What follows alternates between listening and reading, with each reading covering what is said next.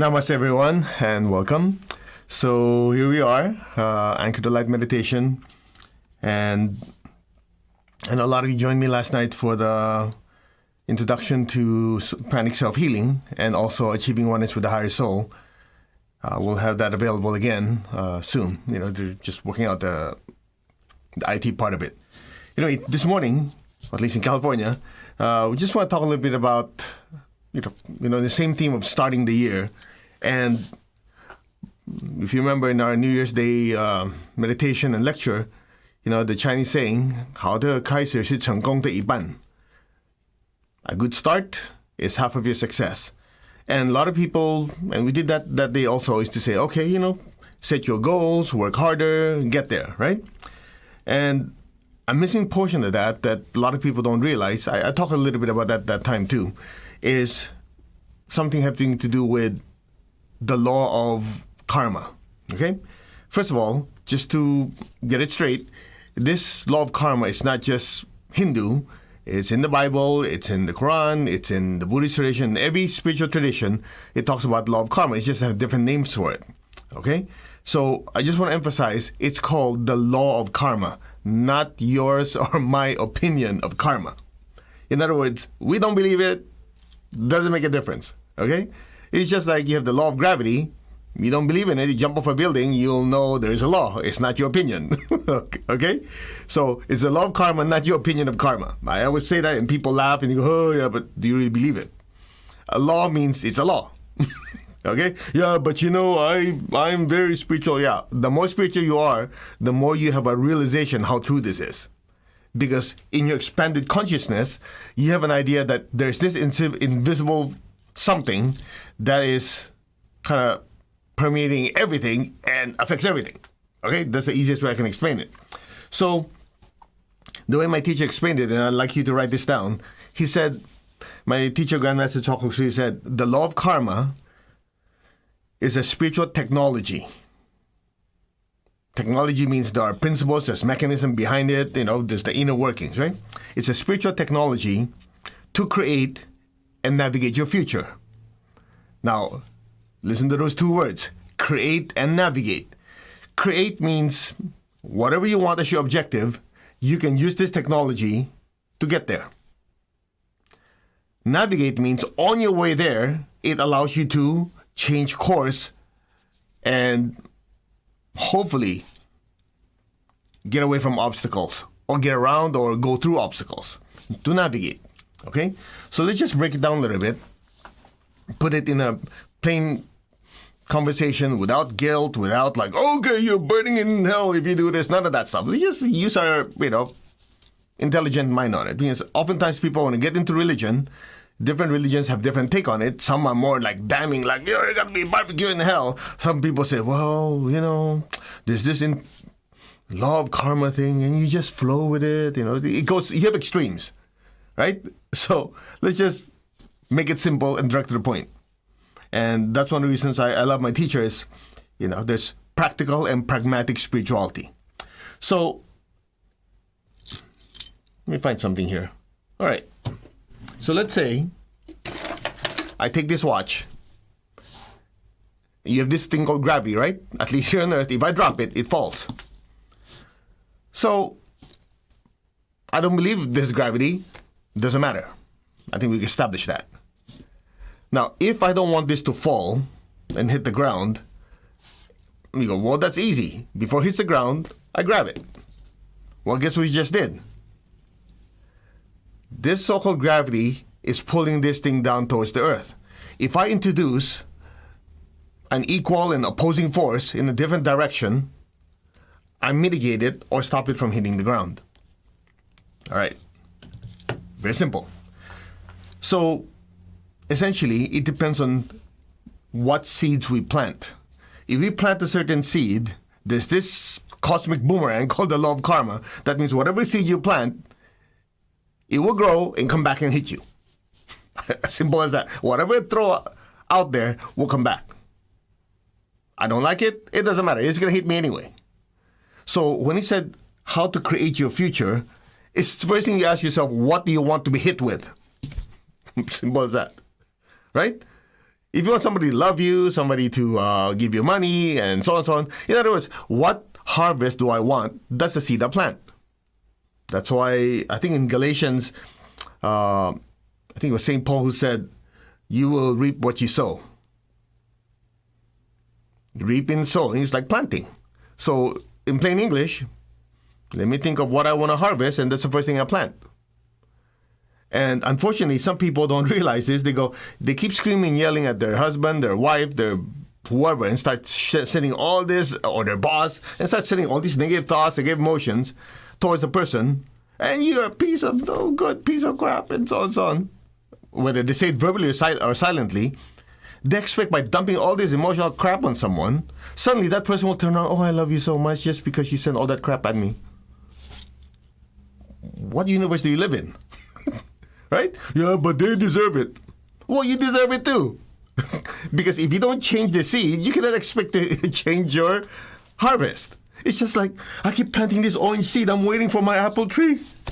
What dumbass would do that? But people do it. Right? So, you have to use your head. Okay, let me think. I want people to love me. I want to have more money. I want to have better health. Okay, those are the start of the year, those are my goals. Right? Ordinary people call it goals. But in your case, you say, these are what I want to accomplish. These are what I want to come back to me. I want to have good health. I want to have prosperity. I want to have good relationship. I want to have deep spirituality. All right. So how do I plant those seeds? Let's start with money. Let's go from the material. Okay.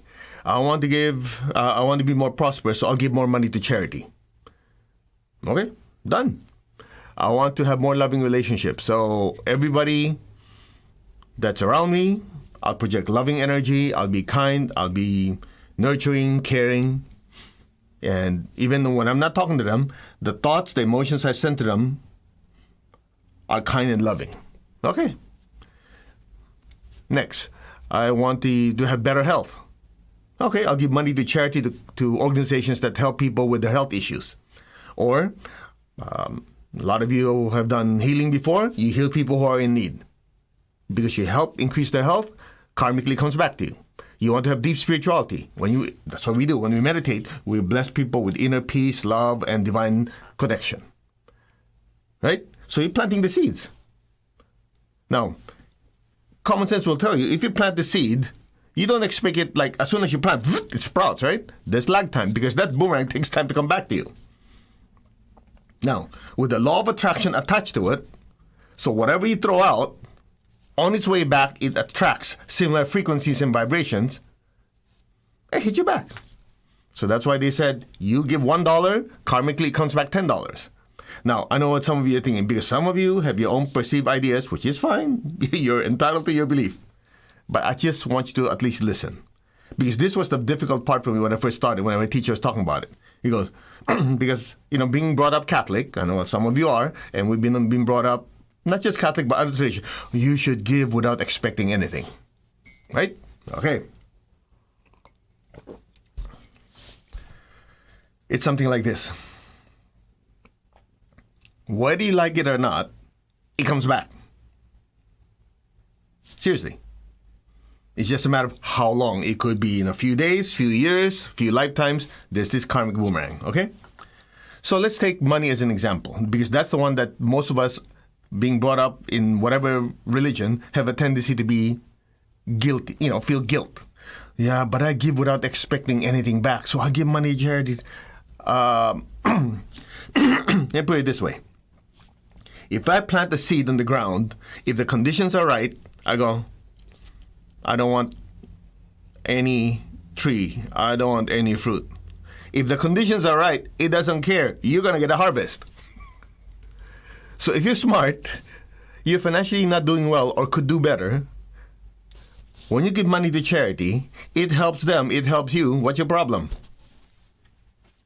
No, but it's better to give than receive. It's better to exhale than to inhale.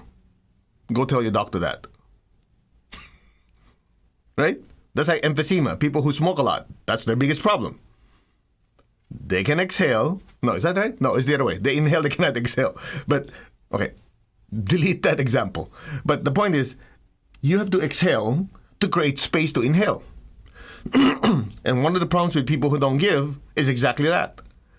Me, I, hoard, and then they go, I don't have any room. But that's how it works. You give, you create space to receive. You give, you plant the right seeds. By the karmic law, it comes back to you. So when you give money to charity, because I want to be more prosperous, so I give money to charity. Okay, let's break it down. That's why we call this straight talk on karma, right? Number one, is the need filled? Yes. Did anybody benefit? Yes. And because of that, you get karma credits. Your life is better, you become more prosperous. You have more good luck. So your life is better. What's wrong with this? What's wrong is your old ideas. All of us have been there. You see, when you give, people benefit, you benefit, that's the best thing in the world. Isn't it? You want to be loved. You give loving energy. You're caring, you're sharing. They benefit, you feel better. What's your problem? You want to be smarter. You teach. That's why there's a saying. You want to master a subject? Teach it. Because two things are happening. In order to teach, teach intelligibly, is the right word, you have to know your subject. So it forces you to study. And then, as you teach, you enlighten the other person. The karmic effect of that is you become smarter. Again, what's your problem? When you meditate, you bless people with peace, with love, with joy, flood them with so much divine energy, it flushes the aura clean. Because of that, more divine energy comes down, they have more inner peace and divine connection. In the process, you also have more inner peace and stillness. Again, the same question. What's your problem? Get the idea? We have so many calcified ideas growing up. Oh, when you give, you should not expect anything. That's ridiculous. Whether you like it or not, it comes back. What's different is like this. What you're talking about is exactly the same. You've been watching too many dramas. In the drama, they go, okay, if I give money to this person would like me, so they'll buy from me and talk bad about that person. In other words, you have the intention of somebody getting hurt. Then it's a problem. If not, that's how the world goes around. You give, you receive. You give, you receive. It goes like that. Now, let's break down the scenario. What if a lot of us just did what we're taught? You only give and never receive because you don't want it. Right? What happens if you keep giving love and nobody loves you back? How long could you sustain it? You give money to charity, but somehow you're not earning any income. How long will that serve you? No, it's just not sustainable. Exactly the point. You see, listen carefully. We never said that when you give money to church, you're asking for a church for a refund.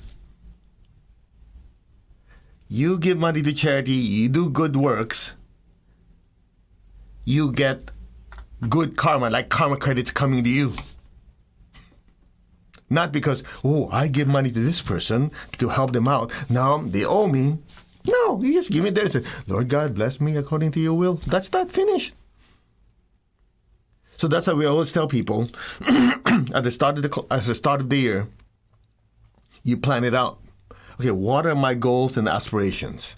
What are the seeds I need to plant to achieve these goals? Because a big part of it is what we call karmic entitlement. I'll cover this more in the second session tonight. Karmic entitlement. In other words, whatever we have, good or bad, is because we planted the seeds for it. So we got entitled to it. I know some of you go, are you telling me my suffering is karmic entitlement? Well, it depends. You want the straight answer or you want the spaced out answer? The straight answer is yes. The spaced out answer, well, in the universe, energy moves, and in the big scheme of things, it's for your best interest. If you are that way, yeah, go for it, whatever you want to process. It is what it is. So if we're smart about it, a second part to it is to ask ourselves a simple question. And that's part of the reasons why in the New Year's Day meditation, we went to the virtues. Because karma, I want you to put your hand like this, the way my teacher taught it to me. By the way, full disclosure, everything I know was taught to me by my teacher. Me alone, me know nothing. Okay? So, if you put your hand like this, if you say law of karma, and go like this, say law of evolution. Again, law of karma, law of evolution. These two work together. In other words, when something karmically good or bad happens to us, all of it have an evolutionary effect. In other words, when not so great things happen, it is still pushing us gently towards perfection. If something good happens, it's also pushing us in that direction. Remember, all roads lead to the top of the mountain. Right? However, whether something good or bad happens to you, it's a strong force to push in that direction or slow you down or just push you gently, is dependent on one thing and one thing alone: our attitude and response to it. So if something not pleasant happens, and we sit there and blame God and blame other people instead of saying, hey buddy, you screwed up somewhere in the past, so it's coming back to you, guess what happens?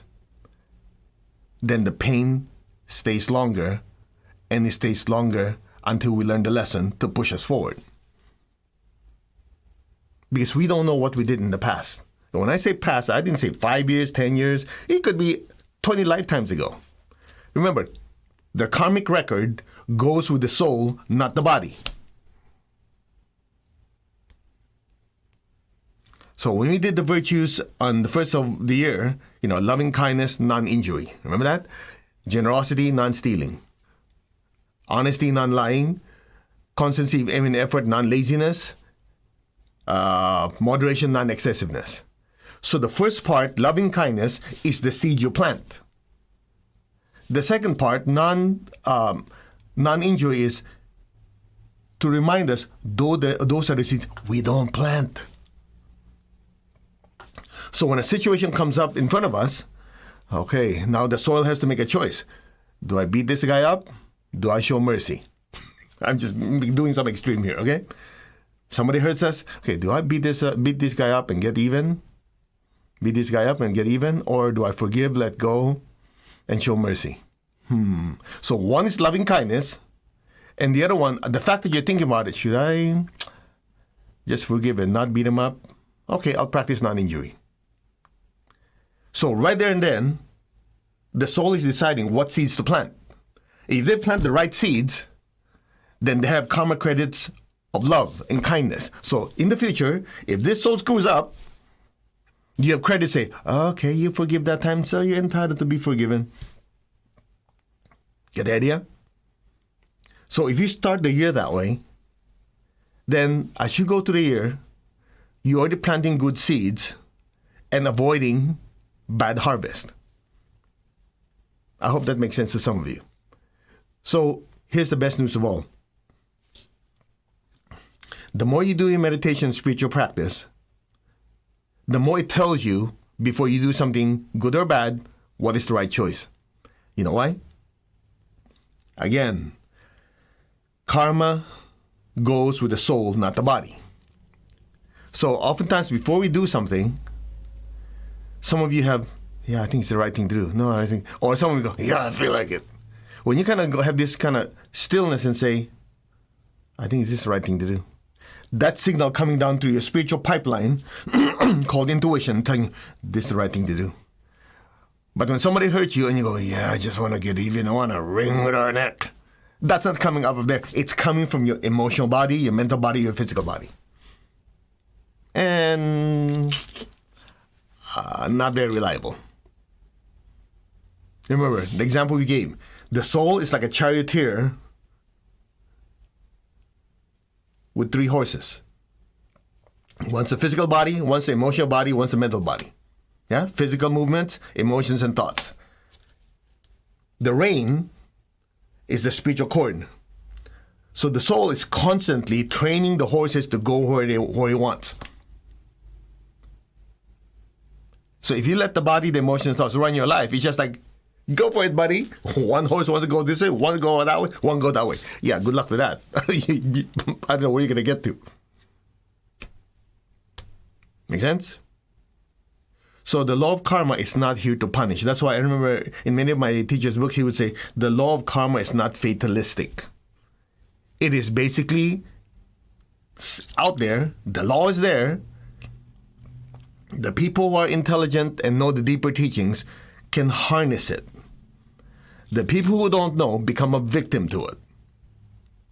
Make sense? So let me just finish and we'll do our meditation. Let's do this again. According to physics, I drop this, it's going to hit the ground. So this gravity, if I don't know anything about it, I'll do dumb things and break things and maybe hurt myself. But if I know about gravity, what are the principles, what is the mechanism behind it, I can harness it. As simple as I want to draw a straight line on the wall. Oops, I don't have a straight edge or ruler. But I have a string, string, and something heavy. I tie it on top, tie the heavy thing at the bottom, lean it against the wall. Guess what? You can be the most non-talented person. You can draw a darn straight line because of gravity. Isn't it? So gravity is already there. If you understand it, you harness it. You don't understand it, you don't want to harness it, you become a victim to it. Same thing with karma. You understand it, you go, whatever I planned will come back. So I should do this, I should do that. Oh, I shouldn't do that. But if you don't know about it, most people out there, they talk about karma, they talk about what goes around comes around, but they don't know it. They just talk about it. Two completely different things. That's why the more you evolve, the more careful you are with your thoughts, your words, and your actions. Because at any given time, when you say something, you're setting certain forces in motion that will come back to you. When you think something, you're setting certain forces that will come back to you. When you do something, you're setting up forces that will come back to you. While the ordinary person, just yak and do stuff what they feel like, and that's why their life's a big fat mess. Now, let's go to the second part. We said create. Let's talk about navigate. What if you're already here? Because, I didn't know hear about it till now. Okay, granted. So the way my teacher explained it sounds like this. If I'm going to point A to point B, I'm in a car. Unless you have a Tesla. Okay. What do? Even Tesla, if you don't get to the destination, it doesn't go in a straight line. You go, you turn left, you turn right, you get away from slow cars, or if there's a stoplight, whatever, right? So same thing. So you're already here. Let's say things are doing well. You want it to continue to do well. Let's say financially you're doing well. And then there's opportunity to make money, but you have to steal from someone. But you're going to be a super duper rich. So the obstacle's right there. You go, man, in this one deal, I could be set up for life.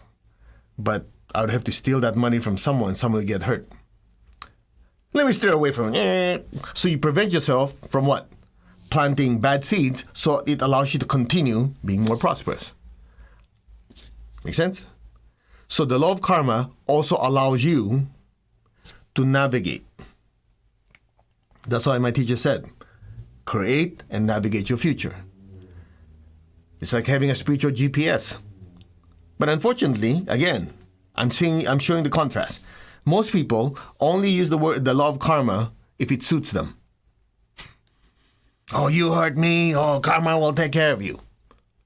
You didn't look at the picture before. They're going to hurt you. What did you do to them? Right? It hits both ways. Now, here's the painful truth. And then after this, we'll meditate, okay? The painful truth is like this. Most people spiritually evolve to the law of karma. As in, pain is the best teacher. You always learn. Okay? Because if that amount of pain doesn't teach you, more pain eventually you will break not pain. It's just like you throw an egg toward a rock. No matter how you throw it, the rock is not going to break. The egg's going to break. That's how most people learn. In your case, the fact that you're studying more spiritual teachings and you're trying to be a better person, so on and so on, you are actually insulating yourself from pain because you're learning the lesson before it hits you. So even if there's certain karmic lessons coming from the past, they're softened because it's just like you have a kid. You have a child that did something wrong, and the child goes, "Mom, I'm sorry, I should not have spilled that, whatever, spilled those cookies." Okay? Or whatever stupid mistake, right?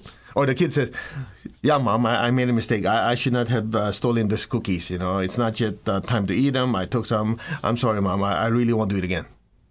Now, if you're the mother, would you say, "Oh, yeah, okay, you have a timeout, you give me your cell phone, you're locked up for another year"? No, you go, it's not needed. The child knew.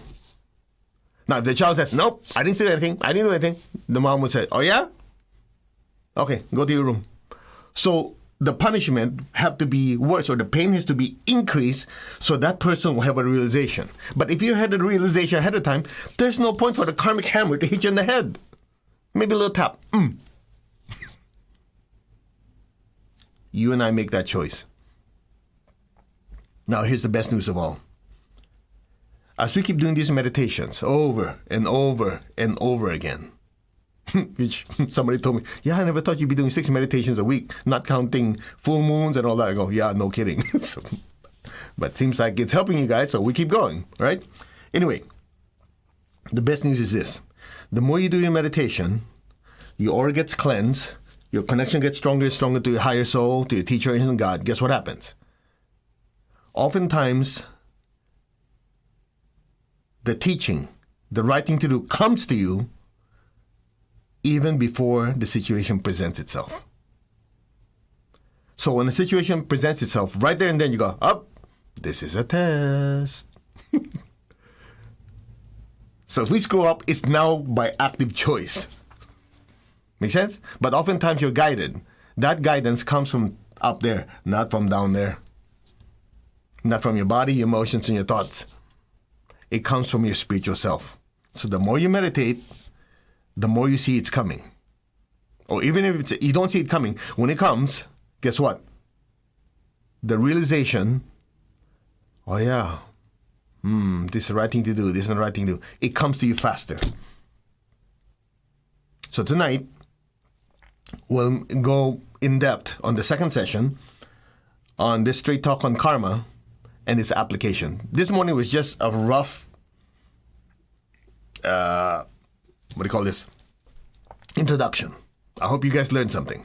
All right, let's meditate. By the way, that's why when you do meditation, Twin Hearts, don't do something stupid like I did when I first started. You know, in the meditation to Twin Hearts, you're blessing the earth. May the earth be blessed with peace, with love, with kindness. You will notice that's the longest part of the meditation.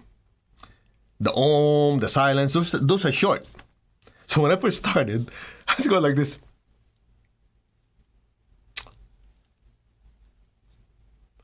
Okay, the earth is blessed already. Why is this taking all the... I want to go to the om part. Because for me, meditation is like om, silence, all that. I didn't realize that the blessing part is so critical because not only does it cleanse your aura and your chakras, you are generating massive amounts of good karma. What are you doing? May all beings be blessed with peace. That means you're entitled to peace. May every person, every being be blessed with love and kindness. That means you're entitled to love and kindness, and so on and so on and so on and so on. Did I click in your head yet? So don't be a lazy ass. Okay, we're done yet. That's what I did. That's why the first few years I meditate, but not much change in my life. Because I wasn't really planting the seed. I was just kind of going through the motion. Blah, blah, blah, blah, blah. Okay, like, choice is yours. To the Divine Supreme God, Divine Father, Divine Mother, to all the spiritual elders, holy masters, saints, archangels, holy angels, spiritual helpers, personally to my beloved teacher, Grandmaster Tuakok Sui, Mahagu Jamailing, we humbly invoke for divine light, divine love, guidance, help, healing, and divine protection. We thank you in full faith, so be it. Tap your heart, tap your crown,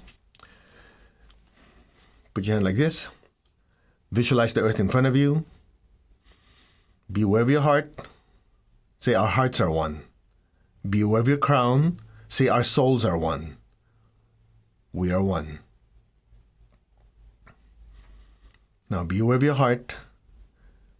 Feel the love within your heart and let it flow through your hands. And bless the earth in front of you. Bless your family, your friends, and just let that love spread throughout the entire earth. We'll use the prayer of St. Francis of Assisi. Lord, make me an instrument of your peace. Wherever there's hatred anywhere in the world, let me sow love. Where there's injury, let me sow pardon and forgiveness. To all who I've hurt, in however way I've hurt you, I'm truly, truly sorry. I've learned from my mistakes, and I humbly ask for your forgiveness. And I also forgive myself. To all who have hurt me, we are all children of God. We are all growing and evolving. And evolution involves time, process, and lots of mistakes. I've learned from my mistakes. So can you. To all who have hurt me, you are completely forgiven. Go in peace, and may you be blessed with inner peace, inner healing. May you also spiritually grow and learn from your mistakes. So be it. I release all of you. Where there's doubt, let me sow faith. Where there's despair, let me sow hope. There's so many people right now who are having challenges and difficulties in their lives. May all who are suffering be blessed with a new hope and faith and a better life. So be it. So be it. So it is. So be it. Where there's darkness, let me sow light. And where there's sadness, let me sow joy. Beware of your heart in your hands. May every person, every being on earth be blessed with peace, with love, with a spirit of forgiveness, with hope and faith, with light and lots of joy. So be it.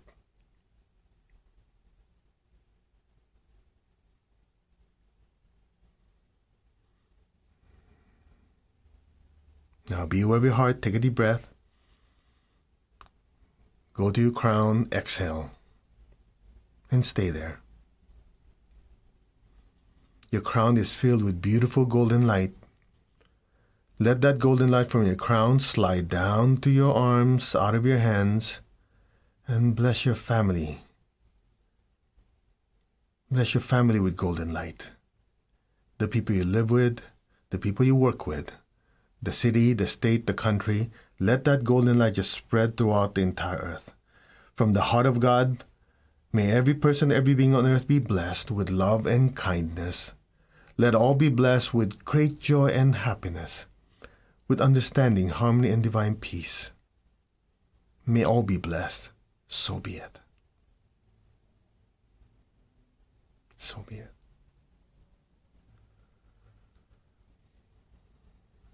So it is. Now beware of your heart, beware of your crown. Take a deep breath.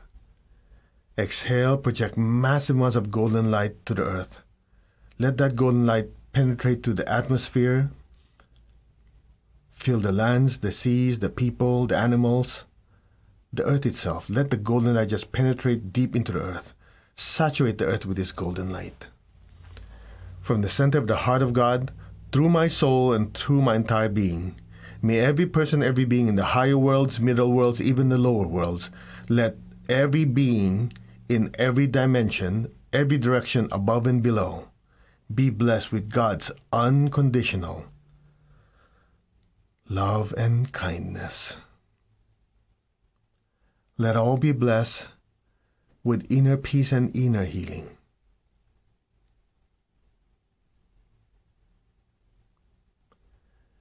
Let all be blessed with understanding, with harmony, goodwill, and the willingness to do good. So be it. Just flood the entire earth, your relatives, your friends, your co-workers, everyone you know, and let it spread everywhere. From the center of the heart of God, may all be blessed with peace, love, and kindness, so be it. Let all be blessed with goodwill and the willingness to do good. So be it. So be it, and so it is. Now lower your hands on your lap. Keep your tongue on your palate. Be still. Keep your eyes closed. Imagine a beautiful point of light or a miniature star, a miniature sun, floating a few inches above your crown. Be aware of the love within your heart. Send a stream of love from your heart up to the crown and into that golden star.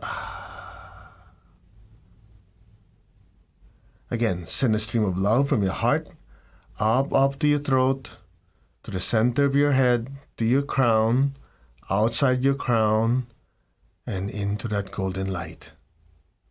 Be still.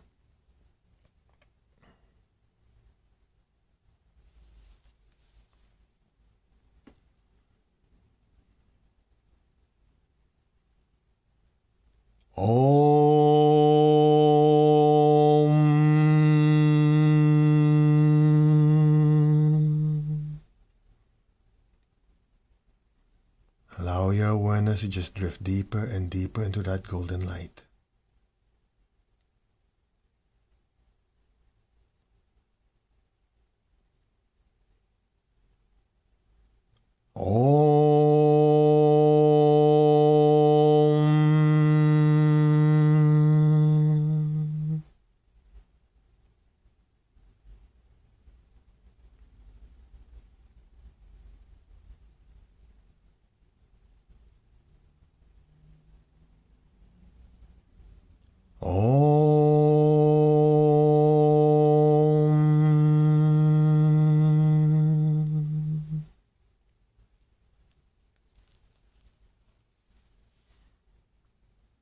Be still. Be aware. And allow your awareness to just drift deeper and deeper into that golden light. And just simply let go. And let things be. Now.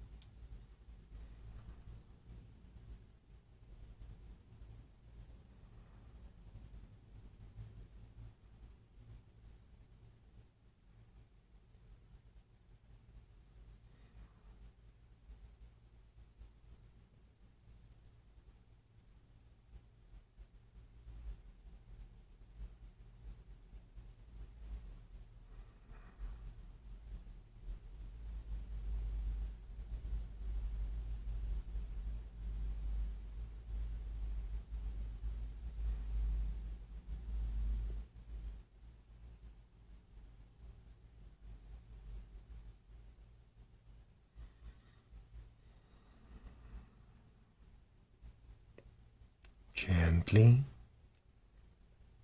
very, very slowly, move your fingers, move your toes. Gently and slowly come back to your body now.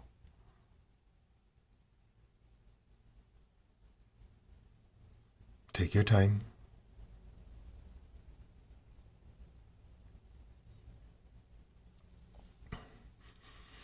Now raise your hands again in blessing.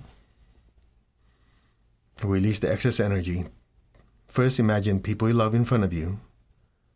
Just flood them with golden light. May all of them be blessed with good health, with happiness, with prosperity, and with spirituality. So be it.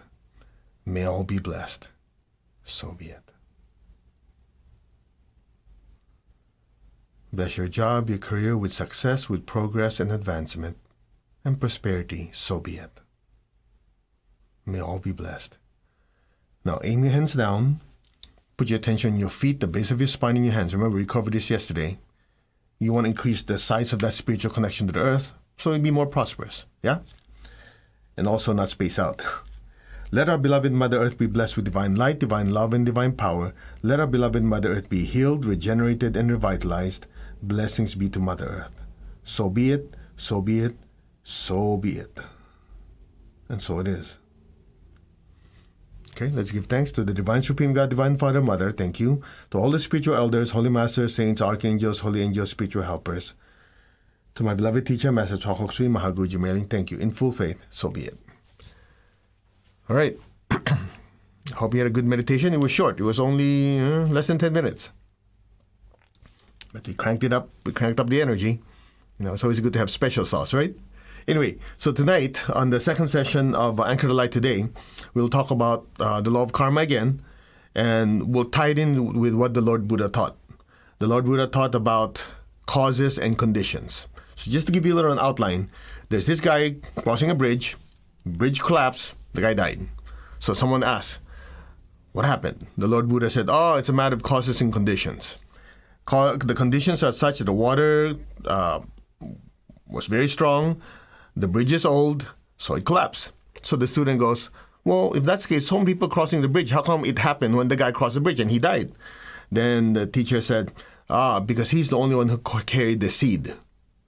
And this gives you an idea why some people, they work so hard, they don't accomplish anything. They don't get the breaks. And some people barely do something. They do a little bit, boom, they become more prosperous. Because a lot of people, they only take care of the conditions. They don't take care of the cause. There's some people, they only take care of the cause, but they didn't take care of the conditions. Make sense? So we'll talk about that in detail tonight. And then we'll do our great invocation tonight to generate more good karma, bless the earth, make your life better so you can go out and serve in a bigger scale. All right? Thank you very much for joining me. Again, we appreciate any comments that you can leave here in Facebook. Instagram, if you don't mind. I know some of you have been typing. If you don't mind retyping some of those, because the minute we turn this off, poof, gone. It becomes nothingness. All right, we will see you tonight. Namaste.